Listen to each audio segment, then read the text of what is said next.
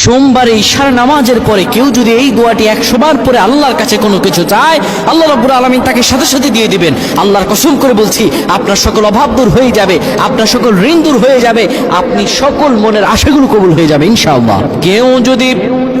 সোমবার বরকতপূর্ণ রাত, এই সোমবারে আমার রাসূলুল্লাহ দুনিয়াতে এসেছিলেন, সপ্তাহে রোজা রাখারও সওয়াব আছে এই দিনে। কোনো ব্যক্তি যদি সোমবার ঈশার নামাজ পড়ে সুন্দরভাবে ওযু করে কিবলামুখী হয়ে বসে ইয়া যাল জালালি ওয়াল ইকরাম 100 বার পড়ে, 30 বার দুরূদ শরীফ পড়ে, 3 বার সূরা ইখলাস পড়ে, 3 বার সূরা ফালাক, 3 বার সূরা নাস পড়ে, 10 বার দুরূদ শরীফ পড়ে আল্লাহর কাছে কোনো দোয়া করে, আমার রব্বুল আলামিনের কাছে দোয়া করতে দেরি হবে, কিন্তু আমার রব আল্লাহ রব্বুল আলামিন দোয়া কবুল করতে দেরি করবেন না।